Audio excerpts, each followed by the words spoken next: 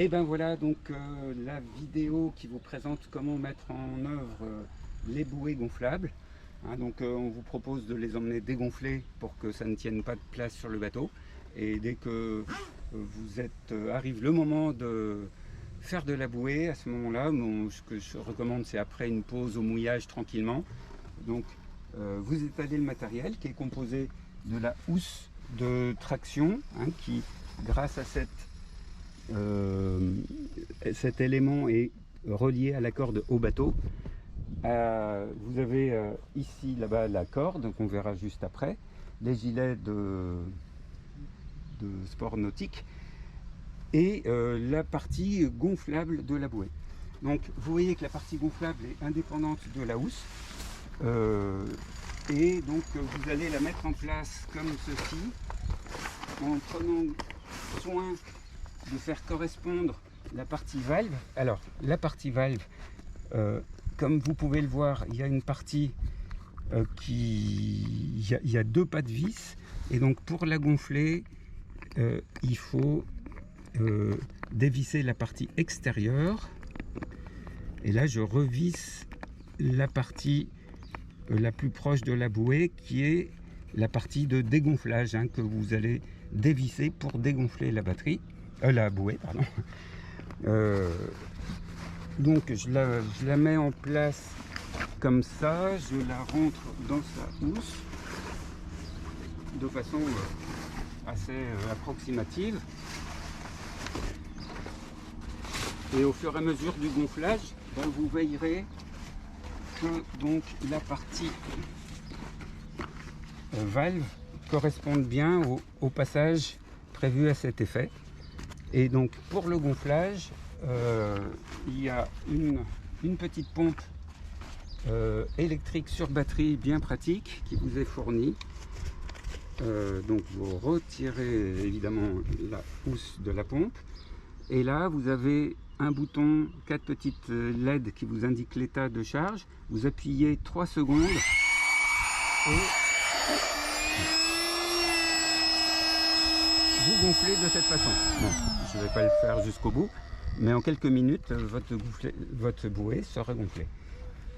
Une fois gonflée, hop, je remets l'embout sur la pompe. Une fois gonflé, il faudra donc installer la corde.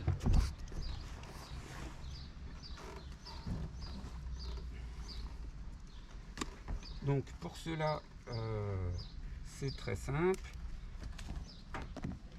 Une fois la corde défaite et libre, vous constatez en fait deux parties sur la corde.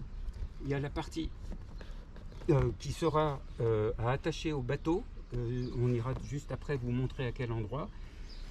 Donc c'est le Y qui laisse passer le moteur, qui est attaché de part et d'autre du moteur. Vous avez ensuite la partie corde qui va relier la bouée au bateau par l'intermédiaire du Y. Et au bout de la corde, vous avez ce dispositif, une petite boucle qui très facilement passe dans le trou et vient s'attacher en passant la boucle de part et d'autre. Ainsi, là, ça ne peut pas lâcher et ça se défait très facilement. Hein, on va juste aller voir comment se fixent maintenant les mousquetons au tableau arrière. Et puis il ne vous restera plus qu'à profiter de ces bouées. Alors, dans cette très courte vidéo, je voulais juste vous montrer les points d'arrimage des mousquetons du Y pour tracter une bouée. Il y a deux anneaux, dont vous en voyez un ici, et il y a le même, son frère jumeau, de l'autre côté. Et c'est sur cet anneau que vous venez fixer le mousqueton du Y qui va se rejoindre et ensuite se suivre par la corde et la bouée. Voilà, donc c'est bien ici et pas au taquet qu'il faut fixer les mousquetons d'arrimage du Y de la bouée. Et pour terminer, la partie traction d'une bouée, hein, d'un wakeboard ou de ski nautique, comme vous le savez, vous êtes tenu de signaler, grâce à cette flamme, que vous tractez quelque chose aux autres plaisanciers. Et donc il vous suffit maintenant d'attacher cette flamme grâce à la petite garcette sur l'arceau du bimini. Hop.